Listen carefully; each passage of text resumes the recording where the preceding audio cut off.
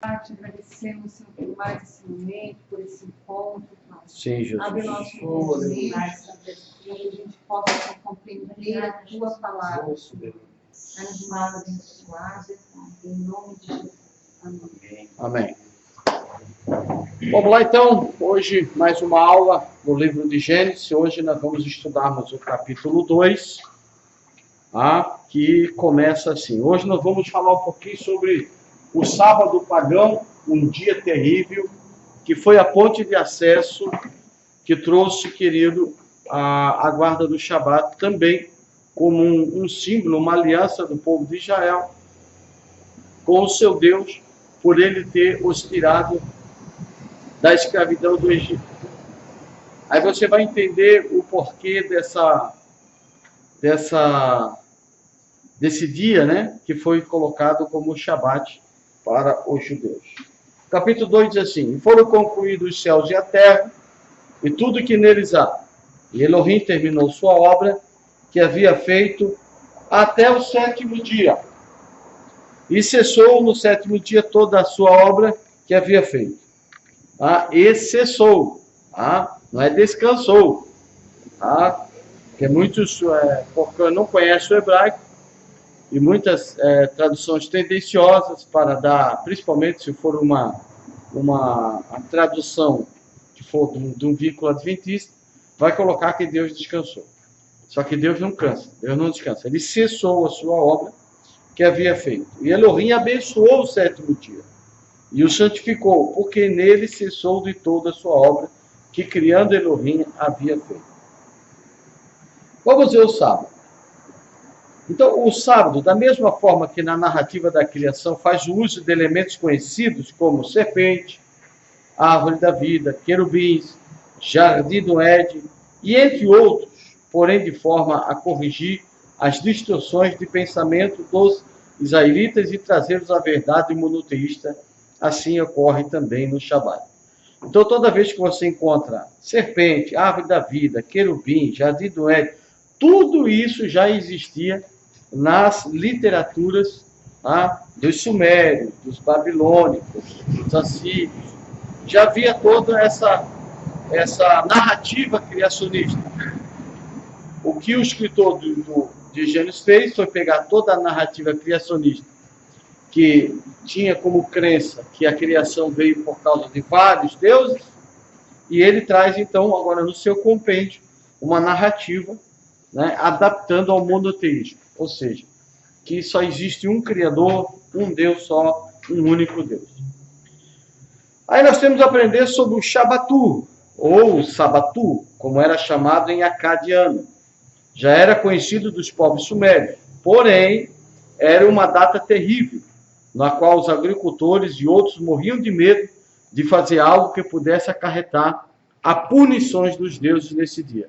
Então, esse negócio de trabalhar no sábado já era uma prática pagã, que tinha um dia, que nós vamos descobrir o porquê, que eles temiam trabalhar com medo da maldição dos deuses.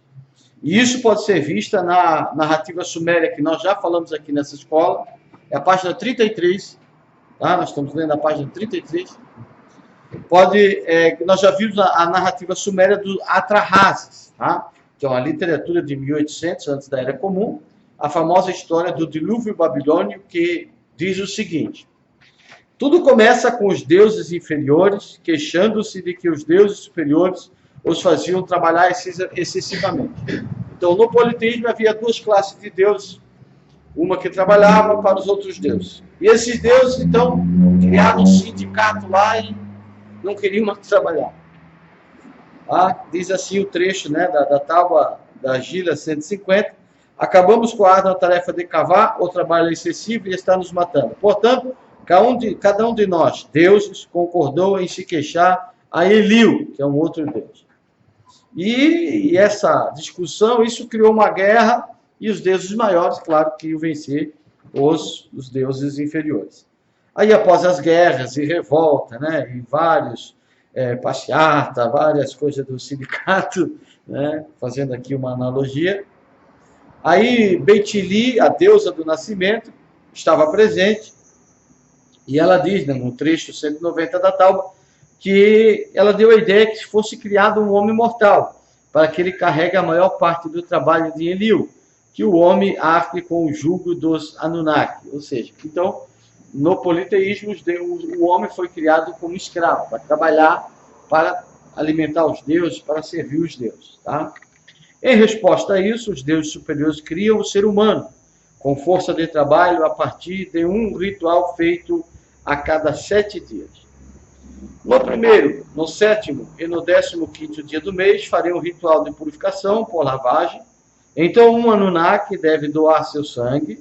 No primeiro, no sétimo e no 15º dia do mês, ela fez um ritual de purificação por lavagem. E Gestu e um Anunnaki, que tinha inteligência, eles usaram seu sangue na composição. Nintu moldou com o sangue do Anunnaki, e o rufar dos tambores foi ouvido, então, a partir daquele momento para sempre. O espírito passou a existir a partir da carne do um Deus. A humanidade, porém, se torna numerosa e se torna muito barulhenta, de modo que os deuses enviam um dilúvio para exterminá-la e assim silenciar todos. Porém, que avisa Atrahasis que sobrevive numa arca. Sobre isso é dito: seu poder se apoderou, Sabatos, dos povos como numa batalha. Uma pessoa não viu a outra e eles não conseguiram se reconhecer nessa catástrofe. Esse é o dilúvio politeísta. Os deuses então decidem colocar limites à humanidade com a mortalidade para que não se tornassem mais incômodos. Então, depois que houve o processo, foi feita uma aliança entre os deuses e Atrahasis. O homem passou a morrer, muito parecido com os Gênesis, que o homem peca e passa a morrer. Aí o homem passou a morrer. Dentre esses limites estava o Shabbatu, ou seja, um dia de cessar, para lembrar que os deuses poderiam se apoderar do sabate da humanidade. Um dia para dar repouso aos deuses do barulho das atividades humanas. Então, os deuses se incomodavam com o barulho do trabalho dos homens, tentaram destruir os homens, fizeram uma acordo, e aí depois disseram: vocês vão trabalhar 6 dias, no 7º dia vocês vão cessar, vocês vão descansar. Tá? Então, esse entendimento de um dia, tá, para os deuses, já existia no politeísmo. Tá? Esse dia era visto como terrível. O ato de trabalhar poderia levar a pena de morte perante os deuses. Observe como a Torá reverte a impressão. Aí o que agora o escritor faz? Ele pega essa ideologia, essa crença politeísta, traz o monoteísta, mas de uma forma monoteísta, ou seja, colocando de uma forma contrária ao do politeísmo. Como? Visto com relação às suas negativas, Gênesis 1, do 1 ao 2 e 2 ao 3, é uma polêmica contra os conceitos mítico-religiosos do Antigo Oriente Médio. O 7º dia não é um dia de mau agouro, como na Mesopotâmia, mas um dia de bênção e santidade, na qual o trabalho regular é deixado de lado. Tá? Então, vou dar um exemplo. No politeísmo, o homem foi criado para trabalhar para os deuses. No Gênesis, nós vemos um Deus trabalhando em favor do homem. Trabalhando de que forma? Criando todas as coisas para o benefício do homem. E não criando o homem para benefício dele. Deus se tornou o benefício do homem, e não o homem o benefício de Deus. Inverte totalmente a crença politeísta. O politeísta não. O politeísta cria que os homens tinham sido criados para ser escravos dos deuses. E nós sabemos que nós não somos escravos de Deus, somos filhos. Somos criação deles. A narrativa do Ed. Enquanto o capítulo 1, do versículo 1 ao 2 e 2 ao 3, apresenta o cenário majestoso da criação centrado no eterno. Apresenta uma história muito diferente, mas igualmente profunda das origens. Esse segundo relato da criação é mais centrado nos seres humanos e em experiências humanas familiares, e até mesmo sua divindade é concebida em termos mais antropomórficos. Quando nós falamos, quando nós vamos estudar a Bíblia, nós temos que aprender o antropomorfismo, o antropopatismo, a prosopopeia, parábola, figura de linguagem e metáforas. Tudo isso são figuras de linguagem. Antropomorfismo é usar partes físicas denotando Deus. Você fala que a mão de Deus, o ouvido de Deus, né? Os pés de Deus, tudo isso, Deus tem pé? Não. Deus tem mão? Não. Mas a Bíblia fala, a mão de Deus, o olhar de Deus, os olhos de Deus, a boca de Deus. Mas isso é antropomorfismo, é uma figura de linguagem que usa o ser humano, tá, para representar Deus. Isso é antropomorfismo. Nós temos outra figura de linguagem que é o antropopatismo. O que é o antropopatismo? Você usa toda a estrutura emocional do homem, tá? O arrependimento, o sentimento, a vingança, o ódio, tudo isso, e você usa para representar Deus. Mas o homem nunca vai ter o mesmo sentimento de Deus. Ele vai procurar ser igual a Deus, mas nunca vai ser. Então porque vou dar um exemplo assim, Deus se arrepende? Aí diz, ó, que Deus não é filho do homem para que se arrependa. Então usa o arrependimento, tá, do ser humano para Deus. Porque diz que quando Deus olhou para a terra em Gênesis, ele se arrependeu de ter feito homem. Aí você tem que saber que aquilo ali é um antropopatismo. Está usando um sentimento humano para Deus. Mas Deus não se arrepende. Deus não pode se arrepender. Tá? Então ali o sentido da palavra é desgostou-se. Tá? Mas é usado o antropopatismo para você entender, tipo assim, que Deus voltou atrás. Mas Deus não se arrependeu, ele não tem esse sentimento. O homem tem esse sentimento. Então o antropopatismo usa os sentimentos do homem como uma figura de linguagem para Deus. Mas não que Deus é aquilo na essência. Entendeu? O homem jamais vai ter uma estrutura emocional igual a de Deus. Ele vai procurar ser. Buscar o Dicaiocilene, buscar o cérebro, buscar o funcionamento de Deus. Mas ele nunca vai ser igual a Deus. O homem nunca vai amar como Deus. Entendeu? Jesus disse, vocês devem amar como eu vos amei. Mas Jesus estava em carne. Entendeu? Então, amor, porque o amor de Deus, ele excede muito mais do que tudo isso. Era comum, aí nós temos antropomorfismo, antropopatismo, prosopopeia. O que é uma prosopopeia? Uma prosopopeia é você pegar algo inanimado e você tornar uma pessoa. Vamos dar exemplo, a sabedoria. A sabedoria, ela é personificada. A palavra de Deus também pode ser personificada, porque a palavra de Deus ensina. O ser humano também pode ensinar. Isso chama-se prosopopeia. Entendeu? É você pegar algo que é inanimado, algo que não é uma pessoa, e você personifica ela. Tá? Isso é feito com a sabedoria, isso é feito com várias coisas na Bíblia. Tá? Vamos dar, o sangue clama. O sangue de teu irmão está clamando. Sangue clama? Não, isso é uma prosopopeia.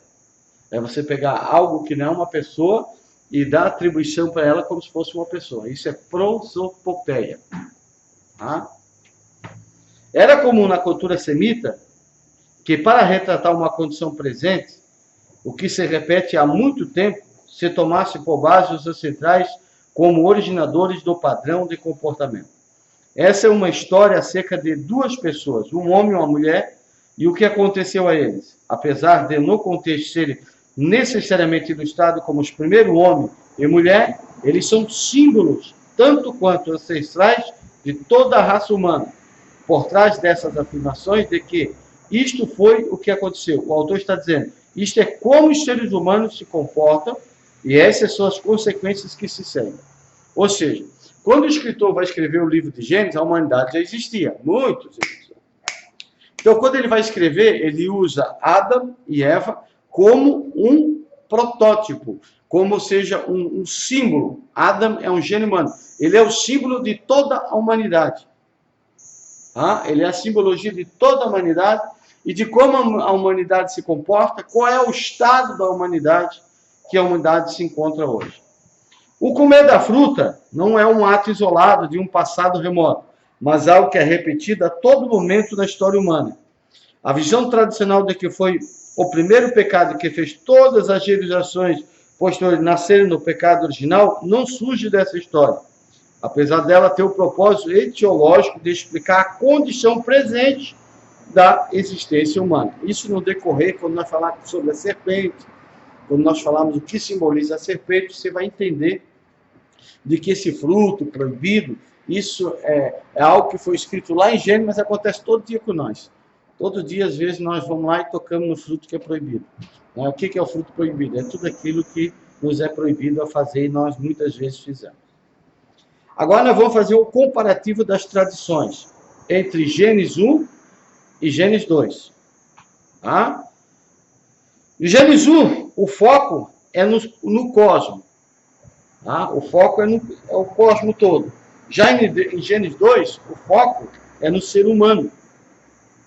Em Gênesis 1, Deus é chamado de Elohim. Elohim, que é essa palavra aqui, né? É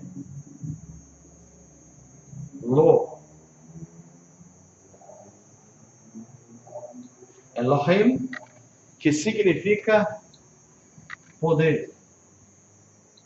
Ou poderes.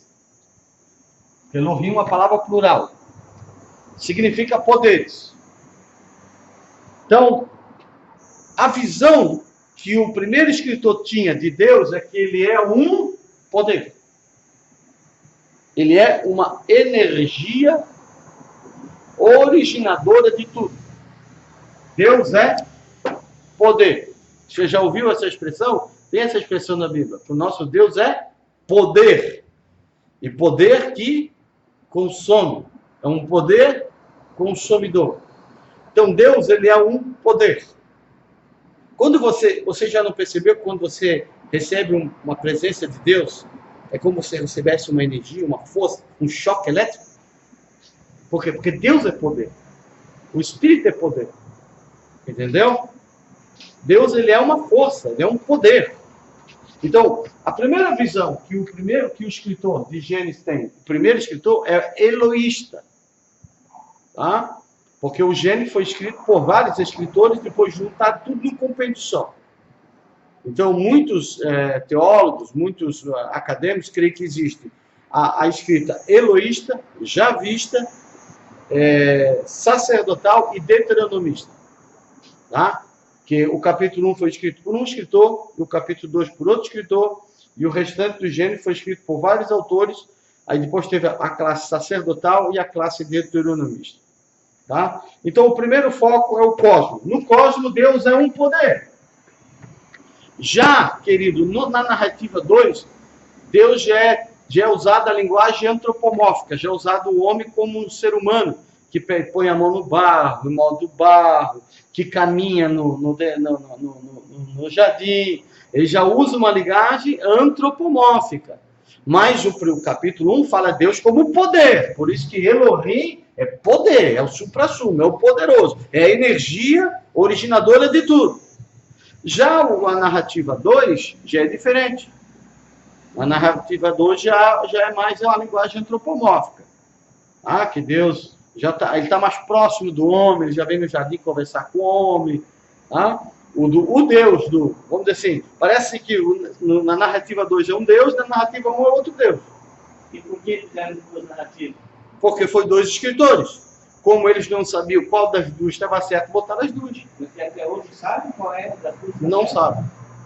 As duas trazem verdades implícitas. Um usa a linguagem antropomórfica e o outro não.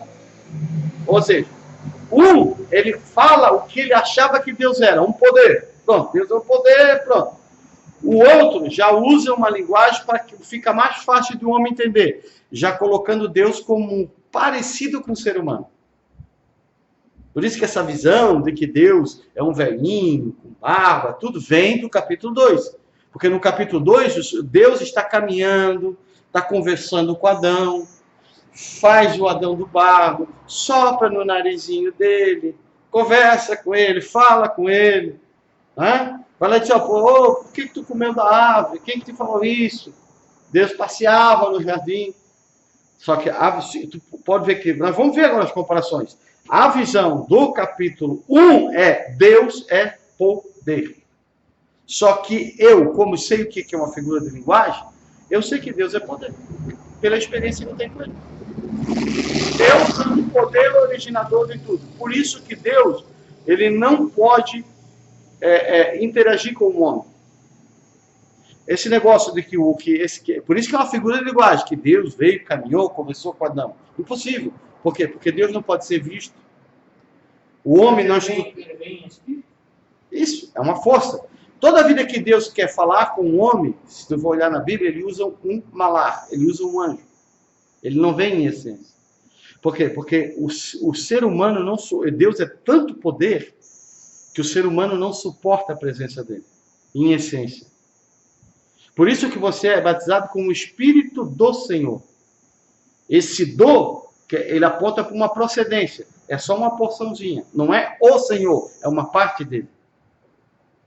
Por isso que dentro de você tem o Espírito do Senhor, chamar uma centelhazinha, uma partículazinha dele.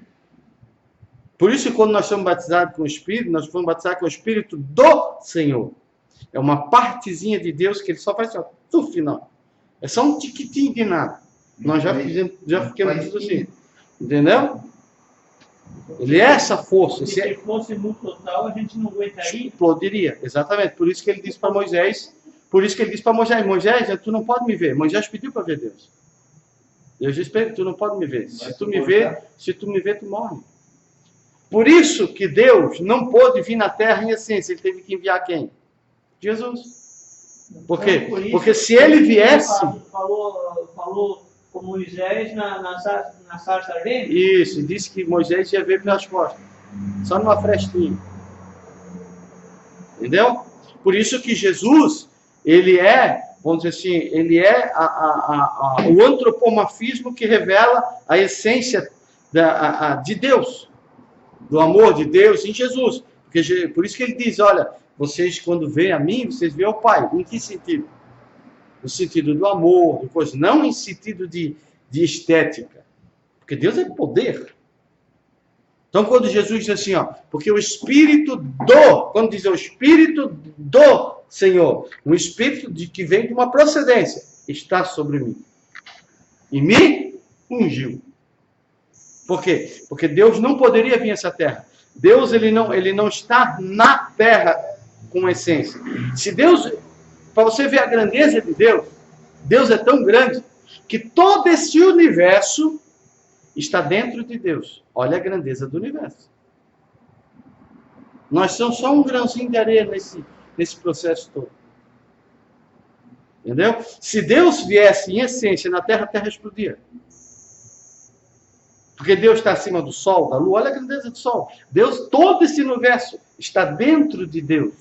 Não é Deus que está no universo, é o universo que está dentro dele. Para você ver a magnitude do poder de Deus. É como que isso tudo estaria num ser humano. O comando dele. O poder dele, ele em si. Ele em si. Deus é um grande poder, originador de tudo. Entendeu? Deus ele nunca saiu do seu trono, da sua posição para criar alguma coisa. Deus ele só fala e as coisas acontecem. Entendeu? O espírito dele age. Entendeu? Os anjos deles agem. Tá? Por isso que hoje as pessoas têm uma visão muito pequena de Deus. Por quê? Porque eles são muito iludidos pelo antropomorfismo. A maioria das pessoas, quando fala, como que tu vê Deus? Eles veem um velhinho de barba, um Matusalém. Eu já vejo um Deus muito maior do que todo esse universo. Eu olho para o sol, Deus é maior. Eu olho para a lua, Deus é maior. Eu olho para as estrelas, Deus é maior. Eu olho para o universo, Deus é maior. Deus é maior, Deus é maior, Deus é maior. Você não faz uma imagem, uma semelhança dele? Não. Eu vejo Deus naquilo que eu sinto, poder. Uma vez eu tive uma experiência com Deus, eu senti tanto poder de Deus que eu tive esse entendimento que Deus é poder. Porque na minha frente, quando eu olhei, quando eu senti o poder, eu só vi nuvens brancas. E poder, poder, poder, poder. Que nem se eu tivesse recebido uma descarga elétrica. Entendeu? Isso é Deus. Deus é como uma descarga elétrica, é um poder. Um fogo consumidor. Isso. Que quando ele fala, as coisas acontecem. Pastor, eu não sei se todos aqui têm essa experiência, mas comigo a maneira de Deus falar muitas das vezes comigo é um sonho. Sim, Deus fala através de visão, Deus fala através de visão, através de sonho, através de profecia. E Deus Deus hoje fala no teu íntimo. Deus ele fala contigo. Então, o Espírito de Deus ele geme dentro de você. Ele trabalha dentro de você. Ele se move, essa energia se move em você. Tá? Então, o Eterno aparece distante no capítulo 1, tanto é que o homem é criado instantaneamente, criou macho e fêmea, pronto. Tá? Esse processo de que Deus aí bota o homem dormir, ele do homem tira a costela, isso é a narrativa do capítulo 2. A narrativa do capítulo 1, o homem e a mulher são criados juntos. Tá? Vocês já tinham percebido isso? Essa diferença nas narrativas? Quando liam a Bíblia? Que havia duas narrativas diferentes? Vocês já tinham percebido? Exatamente. Mas o que mais revela a Deus na essência é o capítulo 1. É essa palavra aqui. Que é uma pluralidade. Por quê? Porque o escritor, ele viu que Deus era tanto poder, que uma palavra singular não caberia no texto. Aí ele botou uma plural. E já na narrativa 2, o Eterno é bem presente, está bem próximo. Tá? Mexendo no barro, fazendo bonequinho e tal. Na narrativa 1, o Eterno fala e a criação se forma. Já no capítulo 2, o próprio Eterno molda. No capítulo 1, o verbo é barar, criar. No capítulo 2, o verbo já é yassar, moldar. Criar, moldar. Moldar já fala mais de mão, né? De moldar. E já na narrativa 1, Deus fala. Na narrativa 2, Deus coloca a mão. Na narrativa 1, o homem é criado por último. Na narrativa de número 2, o homem é criado primeiro. É o inverso. Mas no entendimento ele foi criado primeiro. Não. Porque está no 2? Não, no 2, é como o homem foi criado primeiro. Sim. Mas, no capítulo 1, o homem foi criado por último. Por quê? Porque primeiro Deus cria os céus, a terra, prepara. Por que Deus ia criar o homem primeiro e ia botar ele aonde? Não, a gente está. Não estamos colocando a natureza, nós estamos colocando os seres humanos. Sim. Seres humanos. Primeiro o homem, depois a mulher. Mas a narrativa 2 está errada. Porque como é que Deus ia criar o homem primeiro e ia botar ele aonde? Primeiro ele tinha que criar o céu, ele tinha que criar o oxigênio, ele tinha que criar a terra, criar tudo. O homem foi criado por último. Porque primeiro ele tem que criar o ambiente, para depois botar o homem. A narrativa 2 está errada. Deus não pode ter criado o homem primeiro. Não tem como. Porque primeiro... mas se ele for criar o homem primeiro, então o homem não podia respirar, o homem não podia se alimentar, o homem ia ficar 7 dias já sem comer. Ele ia ficar sentadinho do lado de Deus, esperem até eu fazer a comidinha para ter filho. Entendeu? Agora, o capítulo 1 está certo. Ele fez o céu, fez a terra, fez os animais, fez tudo. Aí ele fala com a sua própria criação e diz, façamos agora o homem a nossa imagem e semelhança. Ele fala com a terra, porque o homem veio da terra. Ele fala com a própria terra. Vamos fazer o homem a nossa imagem e nossa semelhança. Uma parte vai ser minha e uma parte tua, terra. Aí o homem veio, uma parte de Deus, uma parte da terra. Entendeu? Não, verdade. Esse é o sentido que o escritor quer. Não tem outra. Ou ele está falando com a terra, aí as pessoas dizem, mas Deus era bobo para falar com a terra, mas Deus falou com os animais, era bobo. Então Deus, quando ele cria tudo primeiro, depois ele fala com a própria criação dele. Agora vamos fazer o homem a nossa imagem e semelhança. Vai ser uma parte minha e uma parte de vocês. É a mentalidade humana pequena. Não, então os animais foram criados antes do homem. Sim, tudo antes do homem.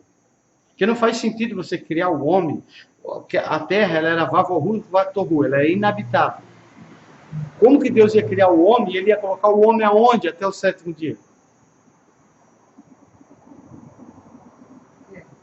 Entendeu? Ou seja, pastor, ele já tinha planejado primeiro criar Isso. Separar a terra, Por isso, separar o mar. por isso que eles colocaram essas duas narrativas. Porque você lendo as duas, você entende. Se tivesse só a narrativa 2, ia ficar esse vácuo. Eu ia fazer essa pergunta e ninguém ia responder. Onde é que Deus colocou o homem enquanto se ele criou o homem primeiro? Onde é que o homem estava vivendo? Sem céu, sem terra, sem ar, sem sol, sem tudo. Onde é que ele estava? Debaixo das águas? Não tinha nem... Se o homem foi criado primeiro, não tinha nem barro, porque era tudo água primeiro.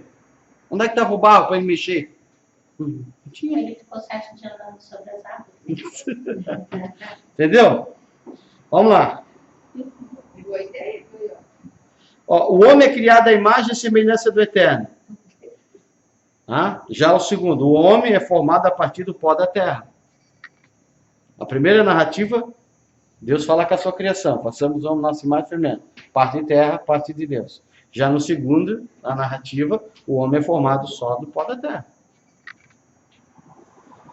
O homem e a mulher são criados juntos, no capítulo 1. No capítulo 2, mulher é criada depois. Entendeu? Adão estava lá, numa boa, feliz da vida. Aí Deus diz, Abraão, vou te arrumar um problema. Tu está muito feliz, Adão. Vou ter que arrumar um problema para você. Ele não estava feliz, ele estava sozinho? Não, mas ele estava feliz, botando nome em bicho e tal. Trabalhando ali, botando o nome nos bichos e tal.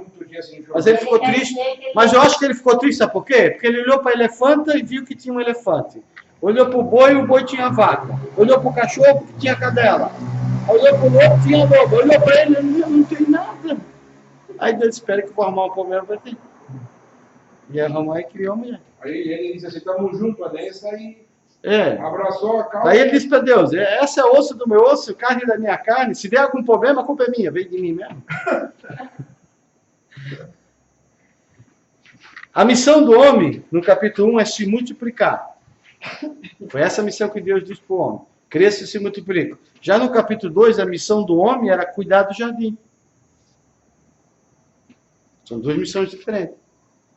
No capítulo 1, toda a terra é criada de maneira indistinta. No capítulo 2, o jardim do Éden é um lugar especial. No capítulo 1, fala já do cosmos, já fala de toda a terra. Já no capítulo 2, já fala só do jardim do Éden. No capítulo 1, a ordem da criação é, olha, a ordem da criação. Água, vegetação, animais, homem e mulher. O mundo é criado em 7 dias. Agora, no capítulo 2, jardim do Éden, lugar especial, a ordem da criação é homem, vegetação, água, mulher, animais. O mundo é criado em 1 dia. Aí quando um adventista for querer dizer, não, porque nós temos que guardar o sábado, porque lá em Gênesis já guardava o sábado. Você diz, tira o capítulo 1 fora, fica só com o capítulo 2 e procura o 7º dia lá. Porque a narrativa do capítulo 2 não fala de 7 dias. E a do capítulo 1 fala que ele cessou, não descansou. E o homem não guardou o sábado, até, querido, a chegada com a instituição da lei. Até lá o homem não guardou o sábado. O homem só guardou o sábado só depois que foi ordenado por Deus. Quando eles são tirados do Egito, e que chega ao Monte Sinai, que é dada a lei para ele, a Torá, com 613 preceitos, é que eles começam a guardar o sábado. Até ali ninguém guarda o sábado. Abraão não guardou o sábado, Noé não guardou o sábado.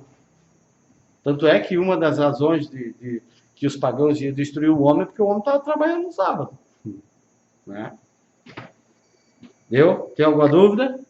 Você está vendo como é bom fazer essa comparação para você ter um entendimento? Quando você pega lá e você vai falar com um adventista, ele vai usar, daí diz assim, então tira o capítulo 1 fora e fica só com 2. Procura sábado ali. Aí você diz, será que o escritor esqueceu ou porque eles não guardavam o sábado? Porque se tivesse guardado, o escritor tinha colocado. Deus não deu essa ordem no jardim do Éden. Deus não disse, olha, vocês vão ter que guardar. A única lei que Deus deu no jardim do Éden foi 2. Né? De positivas. Crescer e multiplicar. Né? Governar o jardim. E as negativas. Não como da árvore do conhecimento do bem e do mal. Essas foram as leis que foram dadas. Capítulo 2, versículo 4 diz, tem alguma pergunta acerca dessa criação aí? Esses dois lados aí? Por isso que existem duas narrativas. As duas se completam. Quando os dois leram, eles chegaram, puxa, agora qual que nós vamos colocar? Ah, não sei. Vamos colocar as duas. E as duas se completam. Então, a primeira fala de Deus como um grande poder, a segunda usando a linguagem, não que Deus seja humano, não que Deus tenha mão. Se tem muito, eu vou falar, 90% dos crentes hoje, se dizer que Deus não tem ouvido, que Deus não tem olho, que Deus não tem boca, que Deus não tem braço, que Deus não tem mão, que Deus não tem pé, os caras se escandalizam. Se escandalizam. Porque eles acham que Deus é um ser humano. Que eu não ainda tenho uma foco em relação Não, e é capaz de ter mais ainda. Dizer, não, ai não, Deus para mim, eu já vi Deus é um velhinho, cruzóio, Não, Deus é poder. Quem tem experiência com o poder fica mais fácil. Uma pessoa que já teve uma experiência com o Espírito Santo, foi batizado com o Espírito Santo, tu falar que Deus é poder, ele já entende mais fácil, porque ele teve essa experiência. Entendeu? Agora, quem nunca teve essa experiência, fica mais difícil dele entender. É simbolismo, né? Entendeu? Mas por isso que é importante você ter uma escola bíblica forte, você ensinar corretamente, você ensinar o que é uma figura de linguagem, o que é uma prosopopeia, o que é um antropopatismo, um antropomorfismo, entendeu? Uma metáfora, uma parábola, uma figura de linguagem. O que é uma história parabólica, uma história fictícia parabólica, que foi contada fictícia, mas para trazer verdade, não que aconteceu daquela forma. Entendeu? Tudo isso precisa ser. E o livro de Gênesis, como nós já aprendemos, comprovadamente, com prova bíblica, ele é uma figura de linguagem, não é literal.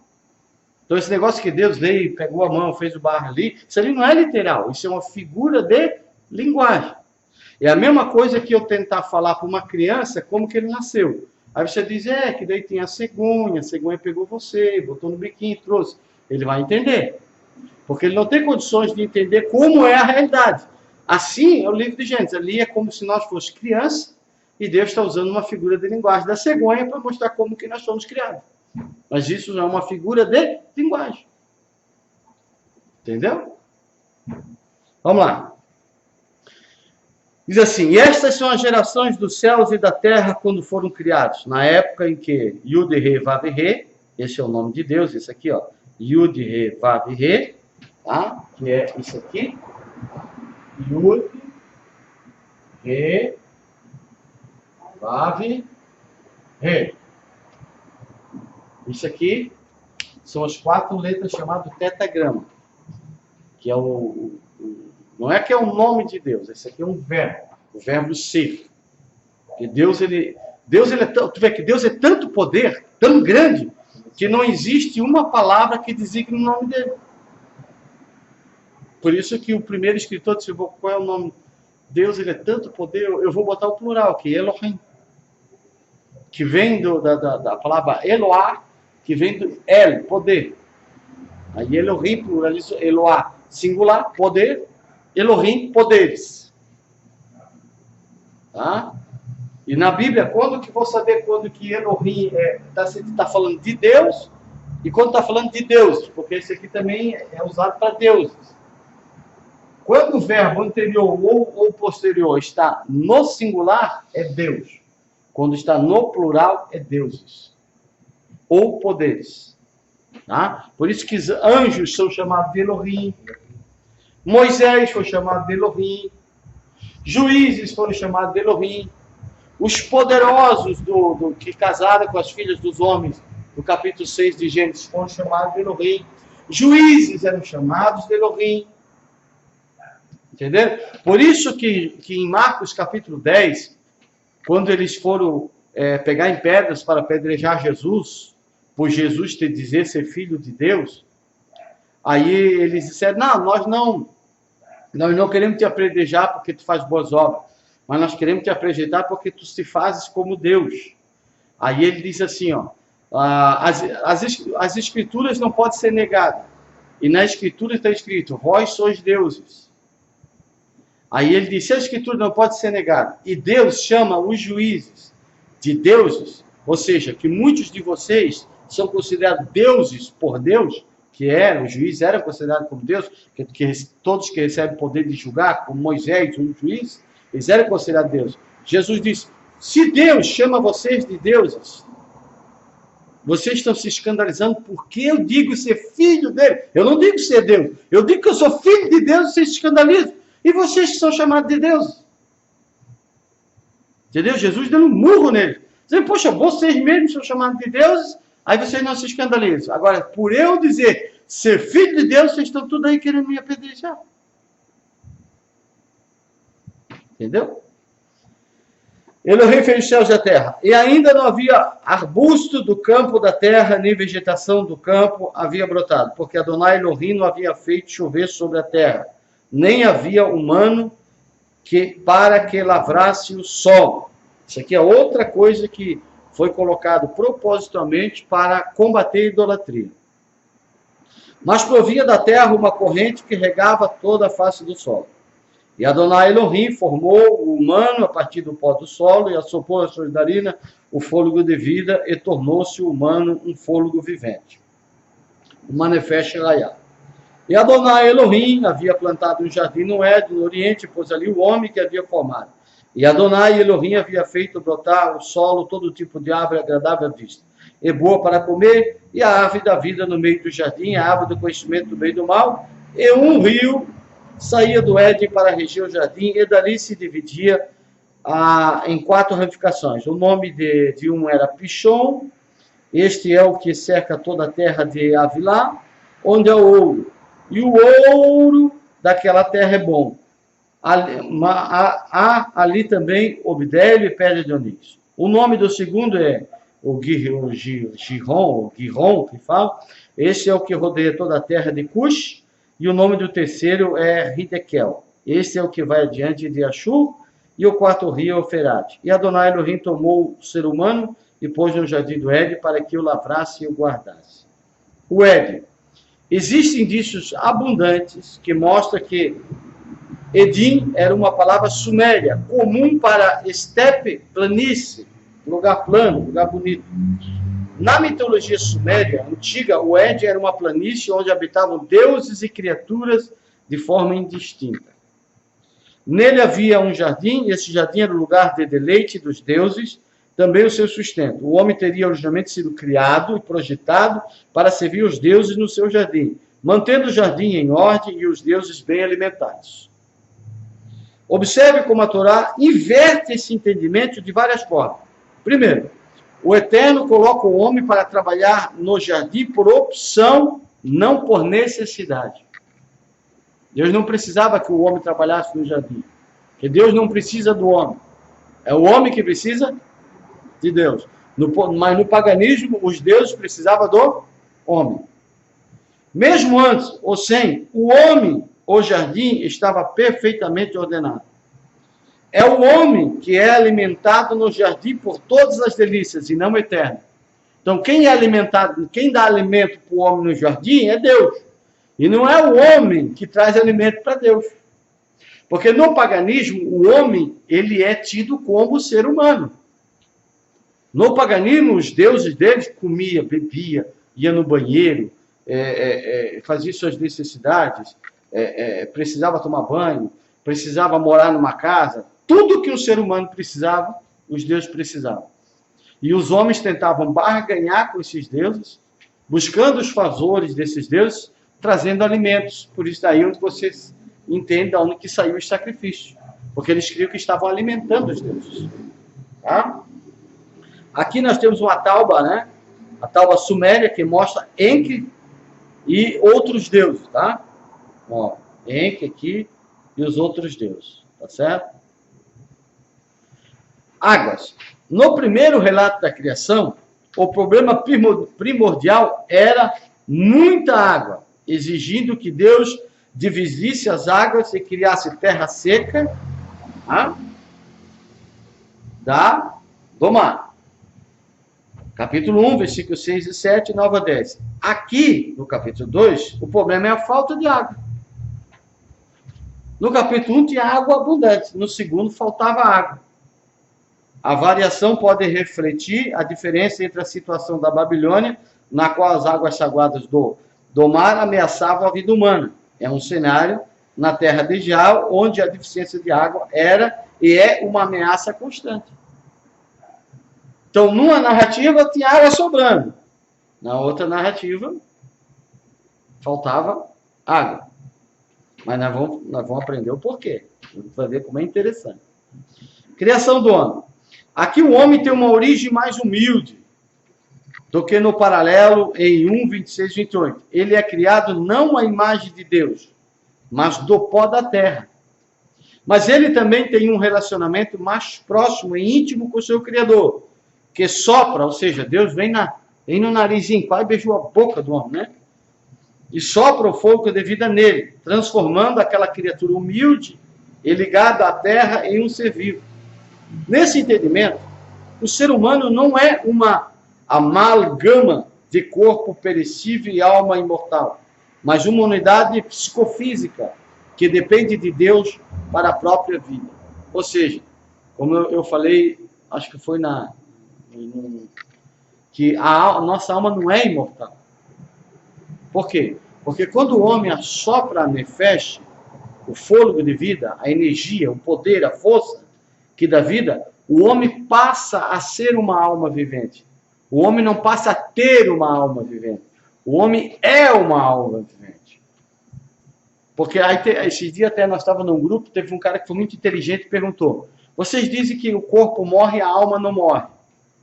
Mas se o salário do pecado é a morte, se eu peco, eu morro. E Ezequiel diz que a alma que pecar, essa morrerá. Então, se a alma morre, se diz que a alma que pecar morrerá, quando eu peco, a minha alma peca junto. Então, quando morre, morre os dois. Porque eu sou uma alma. Eu não sou espírito, corpo e alma. Eu sou uma alma que tem vida por causa dessa energia chamada Neshama, fôlego de vida, oxigenação, sopro, espírito, centelha de Deus. Porque o bonequinho está aqui, aí Deus chega aí. Quando Deus sopra, esse espírito faz o bonequinho se tornar uma alma vivente. Então essa alma vivente é toda a estrutura que Deus criou, todo aquele bonequinho. Porque Deus não assoprou na narina do homem uma alma, Deus assoprou um espírito. E quando o homem morre, diz Eclesiastes, que o corpo volta ao pó, porque do pó veio. E o espírito volta a Deus que o deu. Então aquele fôlego que Deus deu, volta para Deus. E o corpo e a alma vão para o pó, porque vieram do pó. A única coisa que volta para Deus é aquilo que Deus deu. E o que Deus deu? O sopro. E o homem passou a ser uma alma, tornou-se uma alma. E não tem uma alma. Eu não tenho uma alma, eu sou uma alma. E se eu sou uma alma, quando eu morro, a minha alma morre. Quando eu peco, minha alma peca. Porque eu sou uma alma. Eu sou um ser psicofísico. Eu tenho uma estrutura visível, mas eu tenho uma estrutura emocional, moral, intelectual, que ela é invisível. Entenderam? Pergunta? Lembra que eu falei, acho que foi na outra aula que eu falei, né? Por isso que a oração aos santos, a oração a Maria, a oração para aqueles que morrem, foram introduzidas no cristianismo por causa da deturpação disso, dessa entendendo. Porque muitas pessoas pensam que a pessoa morre, mas a alma não morre.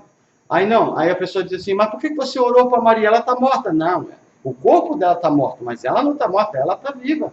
Porque a alma dela não morreu. Então ela está viva. Aí foi através dessa heresia que criou-se a ponte de acesso dentro do catolicismo para abrir a oração a Maria, oração aos santos. Por quê? Porque eles creem que o corpo volta para o pó, mas a alma fica que nem um fantasminha por aí. Vai para o limbo, vai para o Elysium, vai para o estado entre médios de morte, vai para o seio de Abraão. Agora tu imagina, né? Lázaro morre, vai para o seio de Abraão. Está lá no seio de Abraão mamando. De repente ele é puxado. Já faz até assim cateta. E volta para a terra.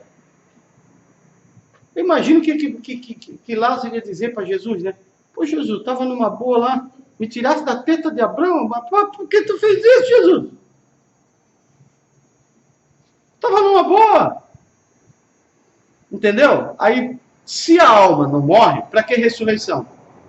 Se a alma já está no céu, para que vir para a terra para depois para o céu? Se já está no céu. Se já está salvo, para que mais salvação? Faz sentido isso? Agora, se você morre, quando vem ressurreição, que vem na palavra levantar, você ressurge. Ou seja, ressurge. Aquele espírito que dava vida, retorna. E você passa, a tua alma é reativada. Quando morre, ela é desativada. Quando você ressuscita, ela é ativada. Por isso que diz que quando um cristão morre, as suas obras o acompanham. A nossa alma é como um HD desse computador aqui. Certo? Esse computador aqui, esse notebook, ele tem uma memória RAM, ele tem um HD. Todos os dados estão ali. A nossa alma, ela é a fonte que registra tudo na nossa vida. Quando nós morremos, é a mesma coisa que eu ia ali agora e desligar esse notebook da energia. O que vai acontecer? Puf! Ele apaga. Mas as coisas ficam tudo registradas na memória. Depois eu vou ali e ligo ele de novo. Quando eu volto aqui, todas as coisas estão na memória. Assim é quando você morre. Você é um notebook. Você morre, se desliga, dá puf! Aquela energia volta para Deus. Puf! E você vai para a sepultura. Mas o HD está ali. Um dia que vir a ressurreição, você ressuscita, o HD está ali. Deus vai te dar um notebook novo. Um corpo incorruptível. Glória a Deus. E você entra no novo notebook. E vai morar eternamente. A alma é a sede que guarda toda a nossa história de vida. É o HD. A última tecnologia. O corpo é isso aqui, essa parafernália. E o que dá a vida para o notebook é a energia elétrica. Então, o teu corpo é toda a parte física, material. A tua alma é a sede, que é o HD. E o que faz você estar vivo é a energia que Deus te deu, que um dia tu vai ter que devolver para Ele.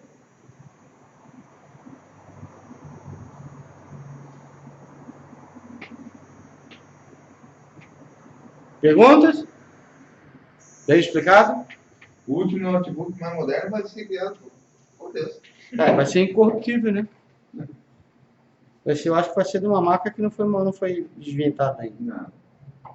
A criação do homem. Aqui o homem tem uma origem mais humilde, tá aqui. Esse aqui já foi. Corpo perecível, mortal. Tá. O Enuma Elish traz uma ideia semelhante. Tá? O Enuma Elish, né, que fala da criação. O que é Enuma Elish? É um livro, é um épico que foi escrito antes da Bíblia. Foi escrito em escrita cuneiforme, em tablet de argila de barro. É bem antes da Bíblia Sagrada. Que diz assim: no barro, Deus e o homem se unirão para uma unidade trazida junta. De modo que no fim dos dias a carne e a alma que num Deus floresceu, aquela alma em parentesco de sangue seja unida. Então, no politeísmo, o homem foi criado juntando o sangue de um Deus com o barro. Certo? No Éden, como é que o homem foi criado? A junção do Espírito de Deus, a Neshama, com o barro. Que nos tornou alma Nefesh Hayah, alma vigente. Está vendo a semelhança que tem? É que eles não eram tão bobos, né? Eles sabiam que tinha alguma coisa de Deus ali. O homem não foi criado do nada. Porém, o conceito era exclusivamente atribuído aos reis nobres. A Torá revoluciona ao afirmar que toda a humanidade é divina. Ou seja, Eles criam em classes de castas, que eu falei para vocês. A Torá vem, não, coloca o homem todo no mesmo patamar. Todos foram criados, todos têm a imagem e semelhança de Deus. Não tem nem mais nem menos. A terra está aí para todos. A árvore da vida. O conceito de árvore da vida, um arquétipo primordial de uma planta que pudesse gerar vida ou imortalidade. Era um conceito comum no Oriente Médio. Bem antes da Bíblia já existia essa árvore. Abaixo pode ser visto no mural assírio encontrado na cidade de Calu, em cerca do século X. Olha aqui, ó. Tá? No politeísmo, como é que eles viam a árvore da vida. Para eles era assim, ó. Tá? Era algo que levava o homem à imortalidade. Um pouco mais ao oriente, a civilização de Urartu, atual Armênia, região do Ararat, também deixou registro um conceito parecido abaixo. Mural do século IX, antes da Era Comum. Também a árvore da vida. Tá? Considerado um tesouro dos deuses, a árvore sempre aparece aguardada por figuras que se assemelham a querubins. Tá? Tanto no paganismo quanto no Éden. Tá? Ficou 2 querubins com a espada lá para que o homem não tivesse acesso. Isso é tudo figura de linguagem. Tá? Para que o homem não tivesse acesso, comesse e tivesse vida eterna.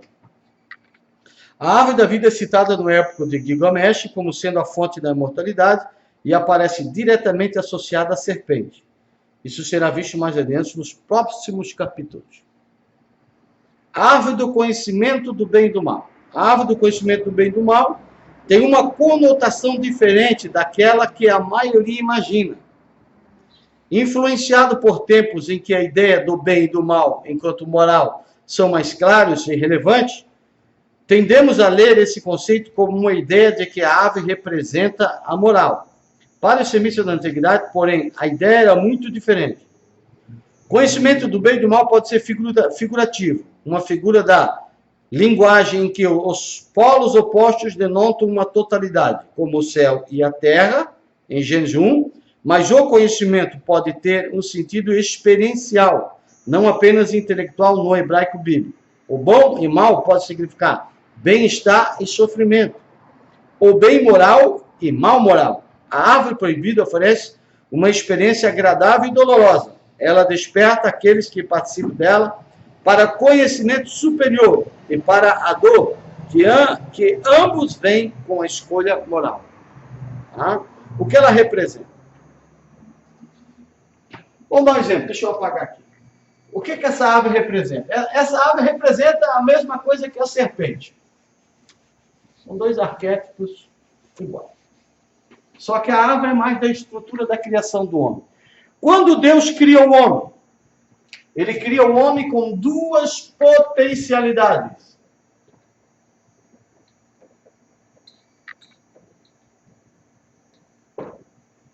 Deus cria o homem com 2 potencialidades. Quais? Primeiro, de fazer o bem.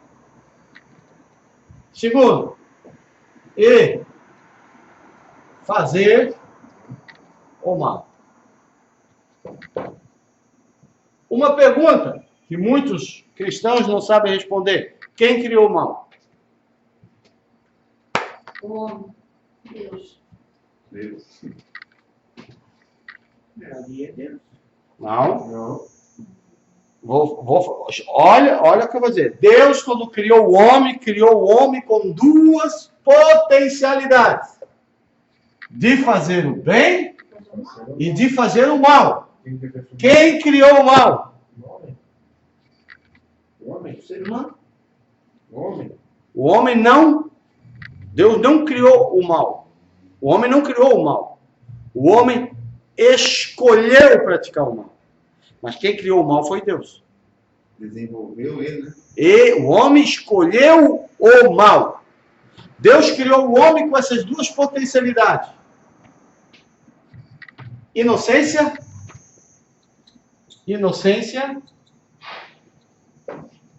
Que é o período de Adão vivia com Eva sem pecado. E o consciência. Caim. Consciência. Quando o homem passou a ter consciência do mal. Então Deus criou o homem com duas potencialidades. O homem, quando foi criado, ele tinha essas duas inclinações. De fazer o bem e de fazer o mal. Aí Deus chama ele e diz, ó, eu tenho algo para te dizer. Escolha fazer o bem. Porque eu vou colocar diante de ti a possibilidade do bem e a possibilidade do mal.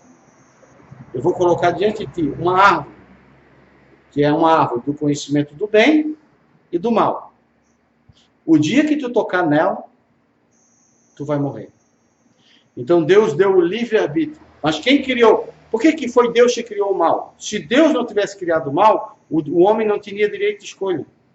Ele não teria escolher entre o bem e o mal. Ele não teria livre-arbítrio. Abre a sua Bíblia. Em Isaías 45, que diz bem claro quem é que criou o mal. Foi ali que eu li.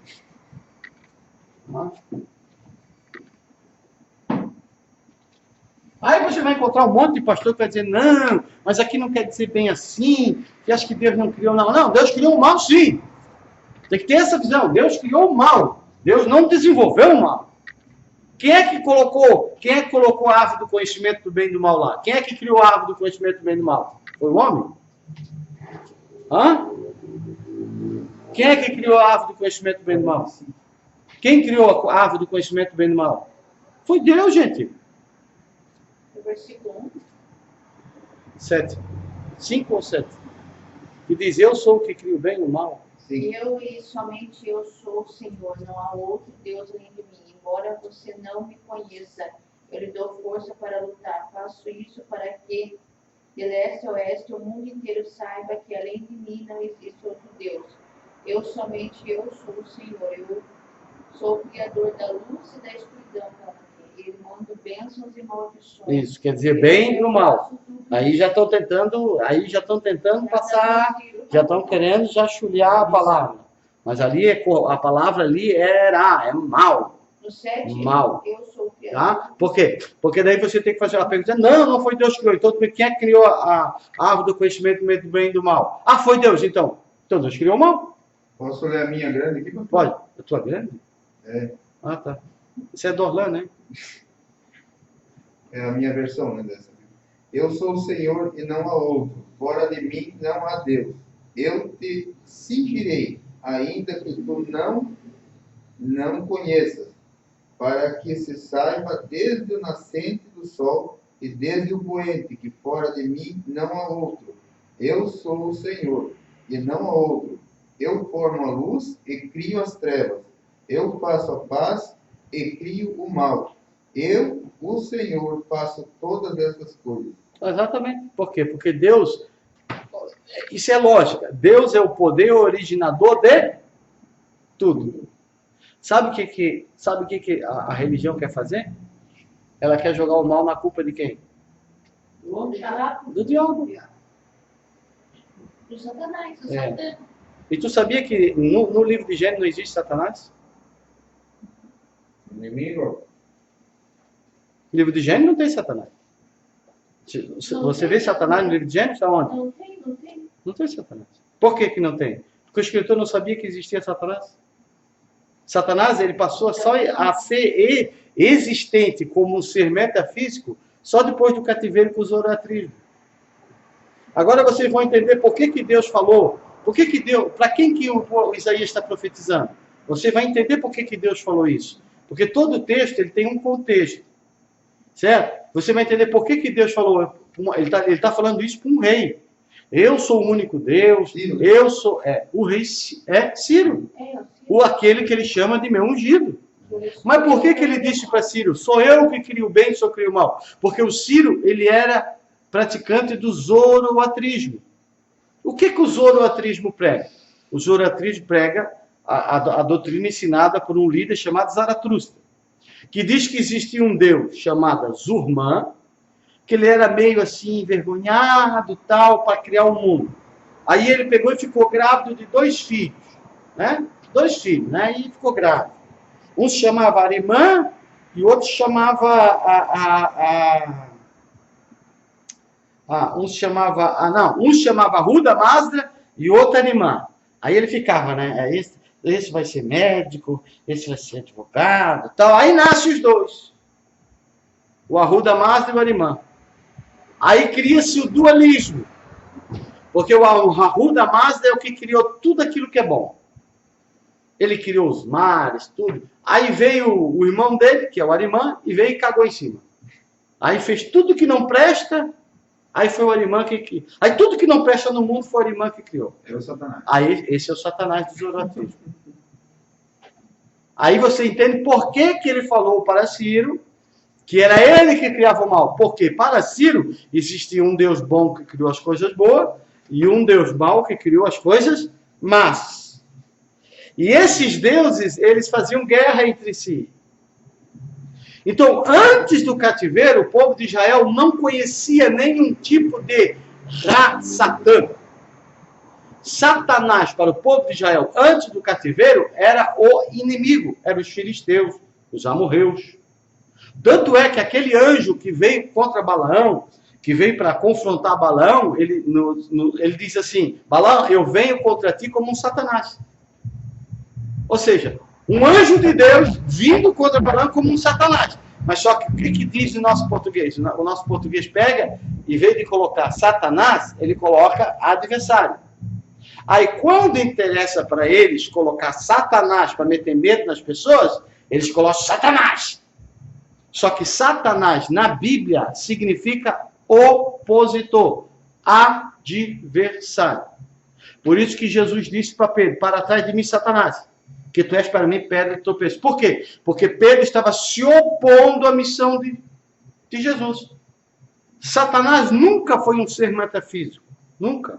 Ele sempre foi um adjetivo. Eu posso ser um Satanás para você. Você pode ser um Satanás para você mesmo.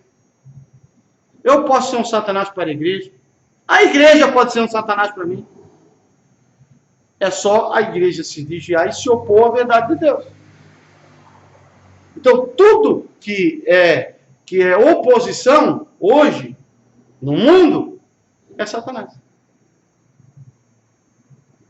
Agora, 90% das pessoas na igreja não sabem que Israel não tinha uma concepção de um ser metafísico. Davi foi considerado um Satanás, Salomão tinha os seus inimigos como Satanás. Você encontra na Bíblia duas, uma passagem crônica e uma passagem em Samuel. Todas as duas falam do mesmo caso. Uma fala que Davi foi incitado por Satanás, e uma outra diz que foi incitado por Deus. Mas é o mesmo trecho. Como que uma foi por Deus e outra por Satanás? Aí você tem que pegar a datação da escrita dos livros. Um foi escrito antes do cativeiro e um depois. Um foi escrito num período em que as pessoas não tinham essa ideia de que existia esse ser metafísico. E se esse ser metafísico existe, ele veio do paganismo e não do judaísmo. Ele veio do zoroastrismo, que está aí. Aí você tem que estudar sobre o zoroastrismo. Entendeu? E outros vários outras coisas. No hebraico, Satã é adversário. Ponto. Depois cada um acredita no que quiser. Para mim, Satanás é tudo que se opõe. Entendeu? Hoje, vamos dar um exemplo. Um ímpeto de ciúme é um Satanás. Uma inveja é um Satanás.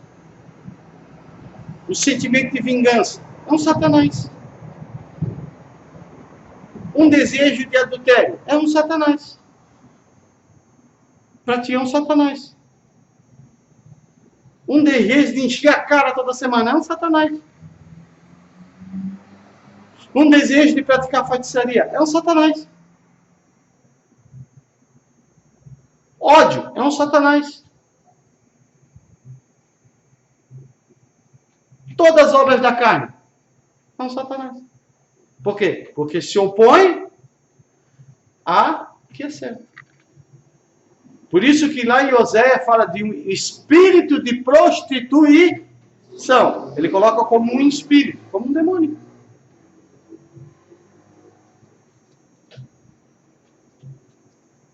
Saul tinha tanta inveja de Davi, que um espírito da parte de Deus veio perturbar o cara. Um espírito. Aquela inveja que ele tinha de Davi, aquilo era um demônio na vida dele. Era um capeta. Era um opositor. Então, a palavra Satanás, ela é polissêmica. O que é uma palavra polissêmica?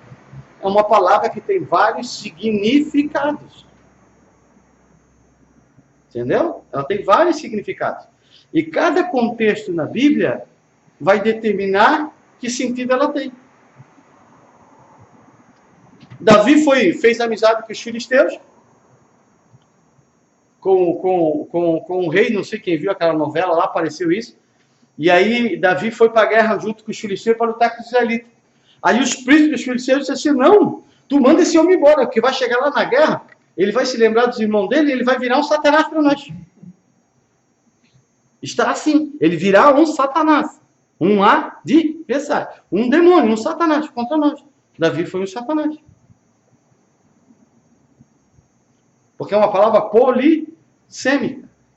A mesma coisa a palavra espírito. Espírito Santo, espírito é uma palavra polissêmica. Ela tem vários sentidos. O que vai determinar é o contexto.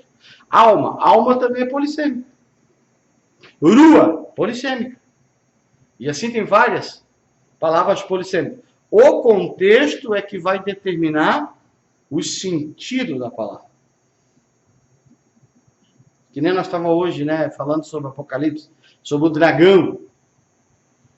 Todo mundo acha que é Satanás ali. Só que ali, o sentido da palavra Satanás ali é o sentido de um dragão.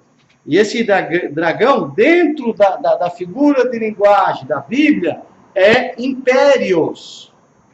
Então ali é um império romano. Satanás. É o império romano. Entendeu? Porque lá em Daniel, os animais terríveis, as bestas, as feras e bestas, são tudo impérios.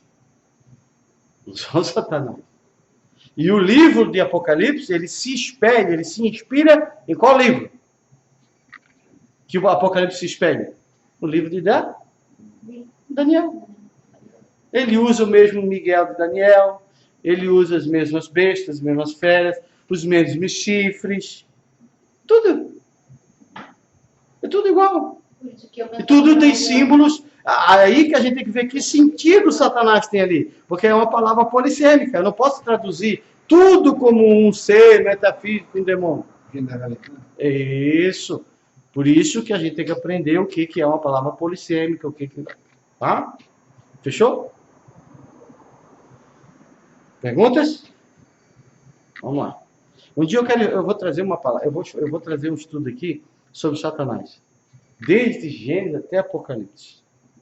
Tá? Dentro da Bíblia, tudo em hebraico, o que significa, o que significava, você vai ficar de boca aberta.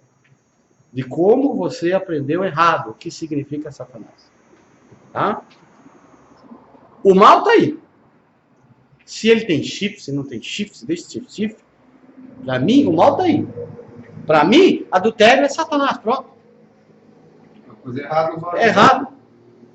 Ser cachaceiro é um Satanás. Por quê? Porque ele se opõe àquilo que você deve ser. Se opõe à conduta agradável a Deus. O maior Satanás que o homem enfrenta é ele mesmo. Por que as pessoas manifestam com o espírito mal, então? Por causa que existem os ímpetos. Esse espírito que leva a pessoa à prostituição, é esse que se manifesta. Não é Satanás. Porque existe uma diferença entre Satanás e espíritos. Satanás é um. Espíritos são mais. Espíritos que vêm da parte de Deus são quantos? São espírito de mentira, espírito de perturbação, espírito de prostituição, espírito de ciúme. Uma pessoa ciumenta está possessa. Uma pessoa invejosa está possessa de um espírito de inveja. Uma pessoa que vive caindo em adultério, vive e se prostituindo, é escrava daquele espírito. Aí quando você ora e você expulsa esse ímpeto, esse espírito, só que uma coisa, agora que vem a pergunta, da onde que vem esse espírito? Quem permite esse espírito? Satanás? Claro, porque eles vêm de onde? Porque eles vêm de onde? Da onde é que esse espírito vem? Da parte... Isso, mas eles vêm da parte de Deus. Uma pessoa que fala muita mentira, está possesso de um espírito de mentira. E esse espírito disse, né? Não tem lá a visão de Miqueias? Ele viu a Miqueias, ele disse, eu vi um espírito lá, uma reunião lá com Deus, veio um espírito, se aproximou de Deus e disse, eu serei um espírito de mentira na boca dos profetas de Acabe. E Deus disse, vai e tu vai prevalecer. Espírito de mentira. Até o próprio Rassatã, que foi lutar contra Jó, tirar os bens de Jó, tirar tudo, foi Deus que enviou. E outra, uma coisa que você deve perguntar, por que Jó, em nenhum momento no livro de Jó, Jó atribui a Satanás o mal que ele veio? Por quê? Deus me deu, Deus tomou. Isso. Por quê? Porque o escritor sabia que não existia esse ser metafísico. Isso ali é uma figura de linguagem. Você não encontra em nenhum livro no Antigo Testamento o povo judeu ou algum salmista, alguém dizendo que está sofrendo por causa do diabo. Não tem um versículo. Nenhum. Em toda uma cultura, em todos esses milênios de história de Israel nunca culpou o diabo pelos males que lhe vinham. Eles sempre culpavam a si mesmo. Você vê Daniel quando está orando, o povo está no cativeiro, e Daniel está orando, tu vê na oração de Daniel dizer assim, Senhor, o diabo nos enganou. Nós estamos aqui porque o diabo, porque o diabo, como muitos crentes fazem hoje. Ai, eu adulterei, foi o diabo, e foi o diabo, e foi o diabo. Foi o diabo, você vê com isso que está em ti. Esse espírito de prostituição. Daniel não faz isso, nenhum. Só vê no Salmo, o Davi dizendo assim que o mal que lhe sobreveio foi por causa do diabo. Não tem. Isso só tem no Novo Testamento. Por quê? Por causa da influência do zoroastrismo. Entendeu? Então, para mim hoje, o maior diabo que existe são os meus próprios desejos. Se eu vencer eles, o diabo não tem feito nenhum. Porque se eu vencer todos os meus desejos, o diabo vai me tentar com o quê? Está vendo como essa história de um sei, tal, que me tenta? Se eu vencer todos os meus desejos, o diabo vai me tentar com o quê? Se eu pegar todas as obras da carne ali, inveja, porfia, tal, eu me fortaleço contra tudo aquilo ali. Quando o diabo me tentar, ele vai me tentar com o quê? Acabou-se. Por isso que o maior diabo é nós mesmos. E isso a Bíblia hebraica ensina desde o princípio. Mas então, pastor, por que criar essa figura desse chifrudo? Por causa da doutrina do medo. Isso dá money. Você levar as pessoas a ficar com medo de um chifrudo, de um isso, de um aquilo. Eu tenho que ter medo, sim, de um espírito de prostituição, de aproximar de mim, de tentar me possuir. Isso eu tenho que ter medo.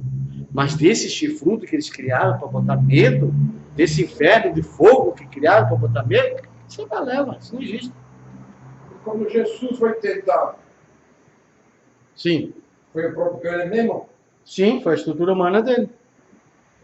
Isso é só tu olhar o texto. Não, mas só para confirmar que foi. Isso. Por quê? Porque quando quer ver, ó, aí você tem que ser sábio na hora de fazer a interpretação. Quando você lê o capítulo 4 de Mateus, você vê que ali está que Jesus, movido pelo Espírito, foi para o deserto.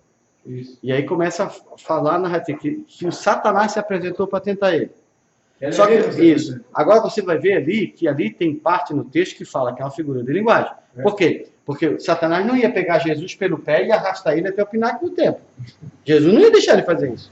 Mas é o que o texto está dizendo. Que Satanás pegou Jesus, não pagou pelo pé e saiu arrastando até o pináculo do templo. Claro que não. Isso ali foi em pensamento. Isso ali foi na mente de Jesus. Jesus está no deserto, com fome. Certo? A sua estrutura humana, seus desejos da carne, começa a bater na mente dele. Poxa, tu não é o filho de Deus? Por que tu não transforma essas pedras em pão? Confronto de ideias. Aí o que Jesus faz? Jesus diz, ó, fala para ele mesmo. Pronto. Sai para lá, Satanás. Sai para lá, desejo ruim. Sai para lá, ô. Às vezes quando tu tens um pensamento ruim, às vezes tu tem um pensamento ruim, daí tu diz, queima Jesus. Sai para lá. A mesma coisa Jesus fez. Queima! Nem só de pão vive o homem. Vai atrás, Satanás. Isso. Entendeu? Aí, daqui a pouco ele teve outro pensamento. Entendeu? Aqui diz que Satanás arrastou ele e levou o pináculo. Foi até o pináculo do templo. E alguma coisa disse na mente dele, poxa, mas se tu se jogasse de um lugar alto, está ordenado que os anjos, aí tu vai ser o último gás da coca. Pô, podia ser o cara, a própria carne falando para ele. E ele diz, não tentarás o Senhor teu Deus. E assim, pois, é uma coisa de pega, racha de novo pela perna, mostra todos os reinos, e diz, ó, se tu somente se adorar. O que ele está dizendo? Se tu somente se prostrar e me adorar. A própria carne dele dizendo, se tu ceder, tu vai poder desfrutar de tudo que o mundo te oferece. Tudo que o teu pai, ele te proíbe, tudo que o teu propósito messiânico te proíbe, tu não vai poder fazer. Aí o que Jesus diz?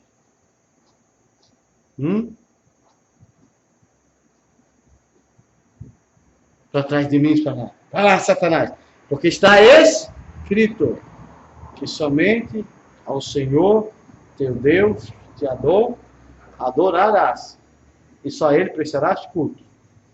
Aí eu tenho uma pergunta para você. Por isso que é bom raciocinar. Tiago diz assim, ó, que quando o homem é tentado, ele não é tentado por Deus, porque Deus a ninguém tenta.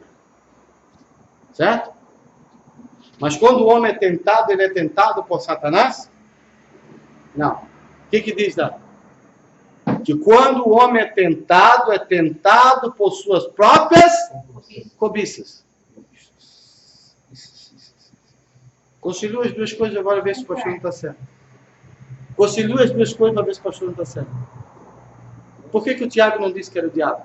Se lá Mateus está dizendo que é o diabo. Porque lá é uma figura de linguagem das nossas próprias concupiscências. Agora, se alguém um dia discutir contigo, diga, não. Se tu queres acreditar que é o diabo, que acredite que seja. É o mal. Só que eu vejo de outra forma. Mas a pessoa que quiser acreditar que é Satanás, pode acreditar. Não vai fazer mal nenhum também. Já acredite. Se for melhor que acredite. Se for para ele ser mais crente, ele acreditar que é um chifrudão que vem tentar ele, tudo bem. Que creia.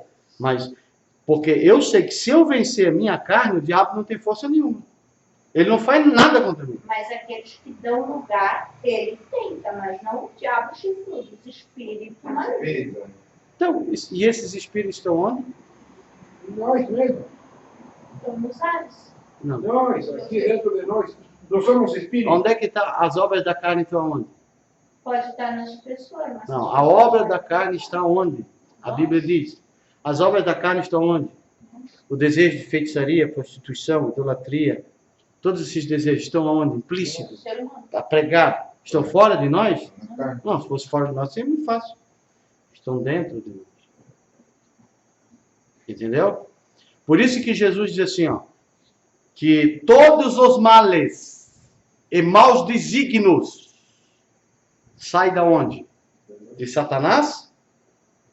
Sai da onde? De nós. Do coração?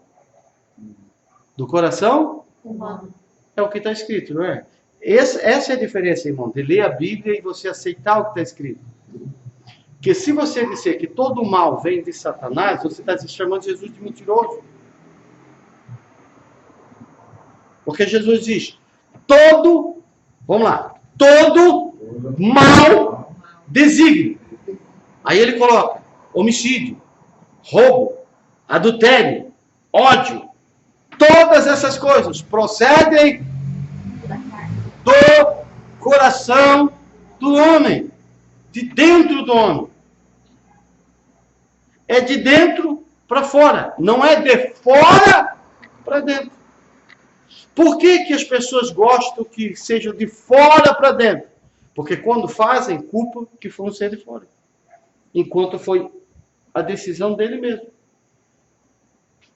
Que o Espírito, ele impulsiona, ele dá esse ímpeto. Entendeu? Mas é você que decide. Então, essa... Hã? Está escrito. É escolher fazer o mal ou fazer o bem. É uma escolha sua. Entendeu? A única coisa que você tem que mudar é que quem é o tentador? Você mesmo. Sua carnalidade. Não existe um ser aqui me tentando.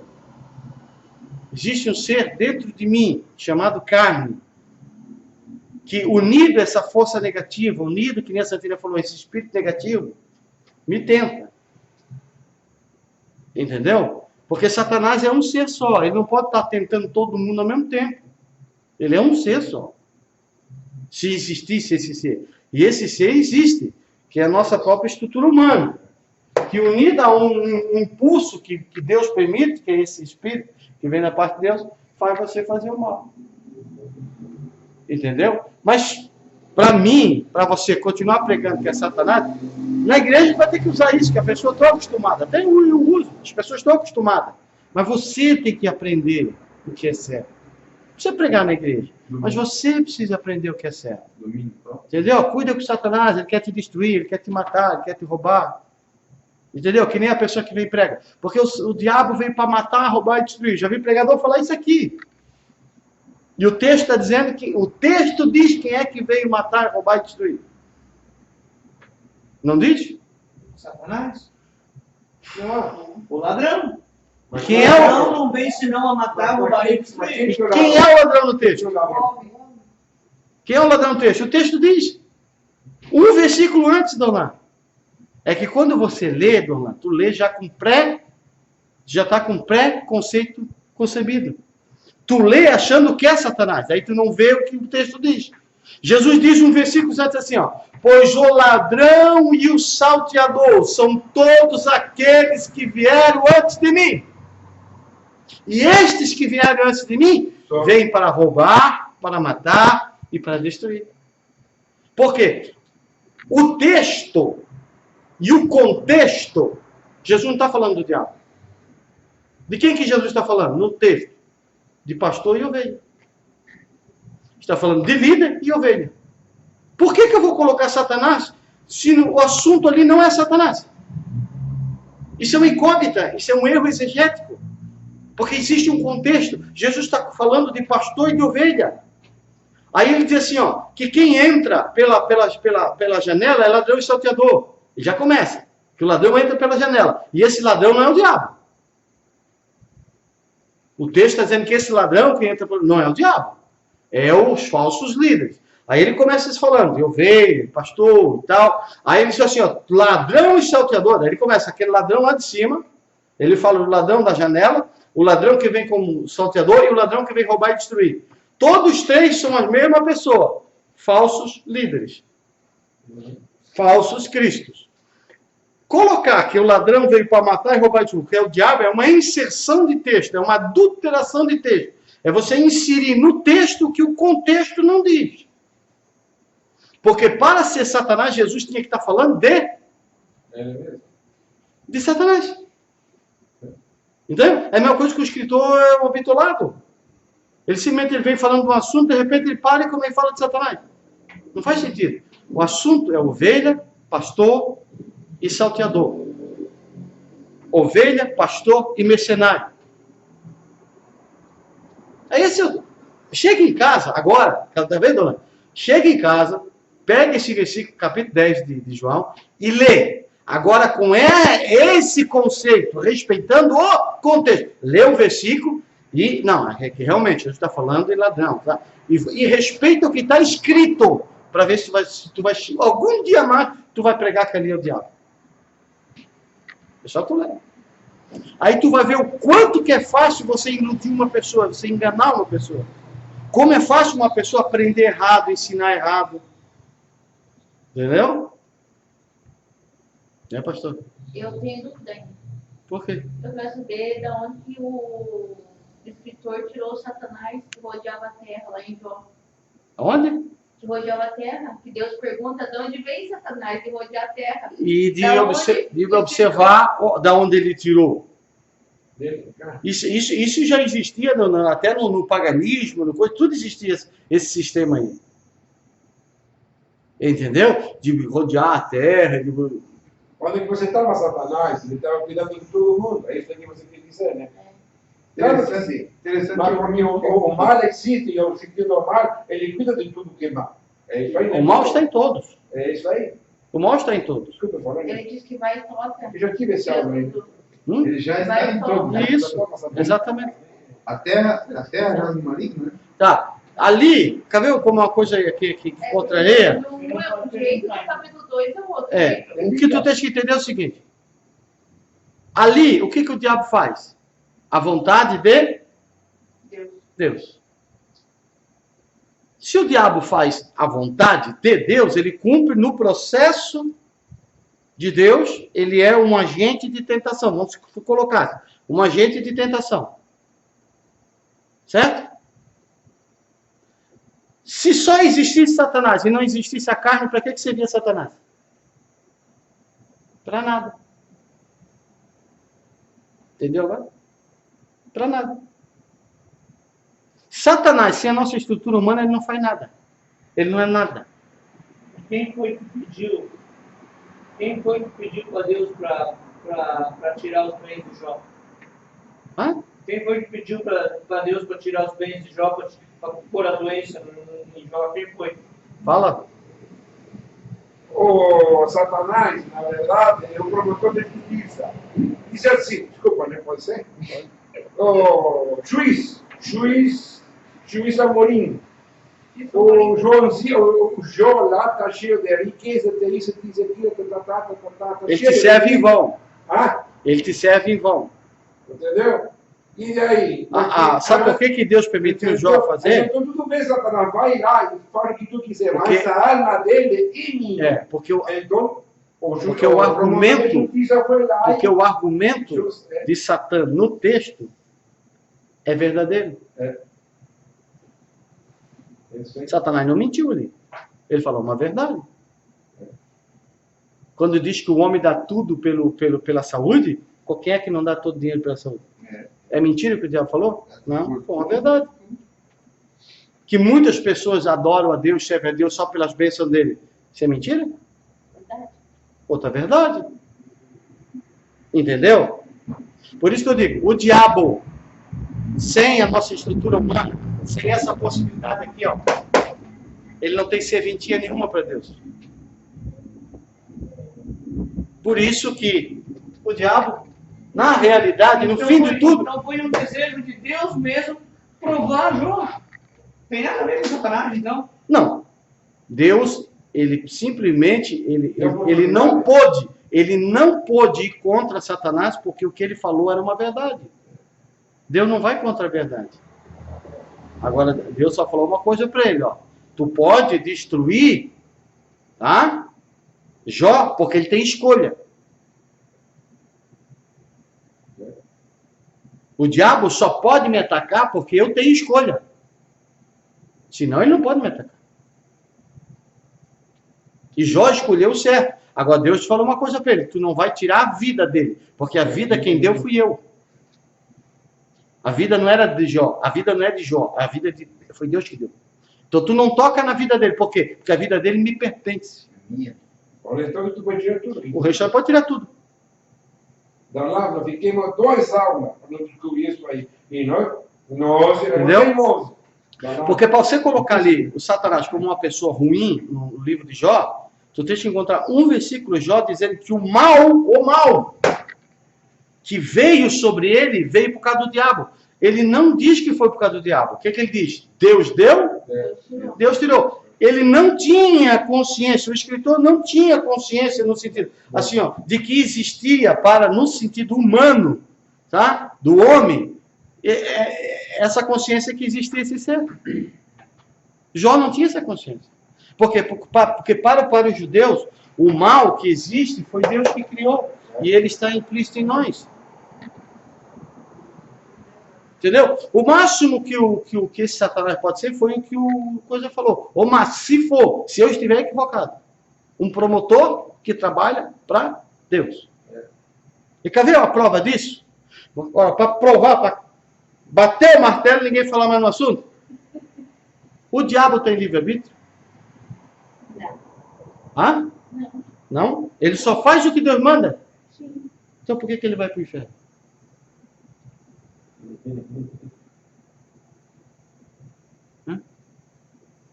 Mas o inferno não é o cemitério? Não. Não. Por que a maioria das pessoas acredita que ele está lá no inferno com um garfinho furuncando todo mundo? Porque foi ensinado assim. Pois é. Agora você acabou com a sua resposta, você acabou de dizer que o diabo trabalha para Deus. Por quê? Deus é o criador de tudo. Deus está no controle de tudo. O diabo não tinha escolha, ele tinha que fazer o que Deus manda. Agora você tem mais poder que o diabo, porque você pode virar as costas para Deus. E o diabo não. O diabo não pode dizer para Deus assim, ó, eu não vou fazer. Não, eu vou lá e vou tirar a vida de Jó e pronto. Não. Agora eu podia lá pegar uma espingarda e matar Jó. Porque eu tenho escolha. Amanhã você pode virar uma louca aí para pegar uma arma e matar uma meia dúzia.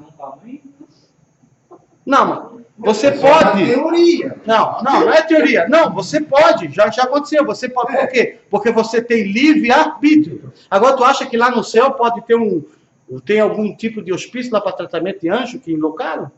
Que fica doido? Que não faz a vontade de Deus? Não tem. Anjo não tem livre-arbítrio. Nem Satanás.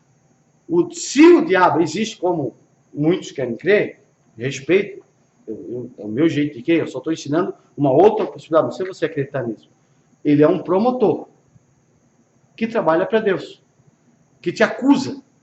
Quando você faz alguma coisa errada, ele vai te acusar. Ele vai diante de Deus e vai dizer, o cara fez isso, o cara não merece, o cara é isso, que é aquilo, porque Deus colocou ele para aquilo ali. Até a própria esposa de Jó disse para Jó, abandona esse teu Deus, abandona. E morre. Ela queria que ele morresse. Nem o diabo não pode fazer o que a mulher dele queria fazer. E ela poderia ter feito se ela quisesse. E o diabo não pode fazer. Entendeu? Aí eu te pergunto, aí acabei já, para terminar agora. Se o diabo veio para matar, roubar e destruir, por que ele não te mata?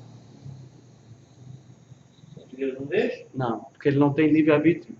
Ele não pode ir para uma Deus que mata, né? Se ele tivesse livre-arbítrio, ele vinha aqui e te matava. Se ele veio para matar e destruir. Se ele pudesse fazer o que ele quer. Sabe o que é livre-arbítrio, Dolan? É você ser livre para tomar as decisões que você quer. Você hoje pode tomar uma decisão de matar alguém. O diabo não pode. Porque se ele pudesse, ele ia fazer o que ele veio fazer, matar, roubar e destruir. Deu para entender? Dá para entender? Isso é raciocinar. Sim. Mas tem que ter certeza que você entendeu, né? Não vai ter outra oportunidade de aprender de Não, novo. eu só queria saber porque o Deus escritor de teatro Satanás. Não, da mesma forma que tu vai encontrar antes do cativeiro de Satanás, só que Satanás de uma forma como outra pessoa e não como um ser metafísico. Aí que Deus. Entendeu? Quando o anjo do Senhor vem para Balaão e diz, olha, eu venho contra ti como um Satã. O dia que eu trazer o estudo aqui, tu vai ter esse estudo. Tu vai ver, tu vai ler em hebraico ali, Satã. E eu sou grande, veio, Chico. Entendeu? Agora, se a pessoa quer acreditar que Satanás, espírito de prostituição, todas essas obras da carne que está implícito em nós, Está no Satanás? está no Satanás, tudo bem. Não muda nada. Entendeu? Só que eu mudo, para mim, só que... Porque se alguém me chama de Satanás, eu já... Ó, claro, mas se Pedro pode ser chamado, quem és tu? Pastor, só uma perguntinha meio um pouquinho fora, mais ou menos parecido com o que está sendo falado. Quando o espírito mal tomou sobre da parte do Senhor, e daí falaram que ele só saía, só se acalmava quando Davi vinha tocar a harpa, né? Não, ele saía. Saía. Ele abandonava Saul. Só que ele nunca abandonou Saul por inteiro, tanto é que ele levou Saul à morte. Pois é o espírito que sempre estava ali. Isso. Ele saía, mas depois voltava. Ele saía, depois voltava. Por quê? Porque ele entrava naquele estado, o espírito de inveja entrava, ele ficava perturbado. Aí Saul que fazia? Cantava, ele se acalmava. Aí dá o sentido como se saía. Aí as pessoas que viam ele se acalmando cada música, achavam que o espírito saía dele. Não é que saía, ele só se acalmava. Mas ali, então, Deus determinou que isso acontecesse só mediante Davi tocando a harpa? Hoje, na igreja, aconteceria isso? A pessoa está com um espírito ali, perturbando ela, mal ali, por causa dessa situação, vir tocar uma harpa ou um violão. Aí é a vontade soberana de Deus. Aí se Deus é que faz. Entendeu? Que esse assunto de libertação, hoje quando eu expulso algum espírito da pessoa, eu procuro primeiro identificar qual é o espírito que a pessoa tem. Se é de prostituição, se é de inveja, se é de ódio, se é de vingança, se é uma mágoa, se é um ressentimento. Aí eu vou expulsar aquele ímpeto, aquela obra da carne que está aliada a esse espírito. Aí você consegue libertar a pessoa com mais facilidade. Entendeu? Vamos lá. Pode orar, pastora. Senhor, meu Deus, meu Pai, te louvamos, te agradecemos, Jesus querido, em nome do teu filho amado, Senhor, guarda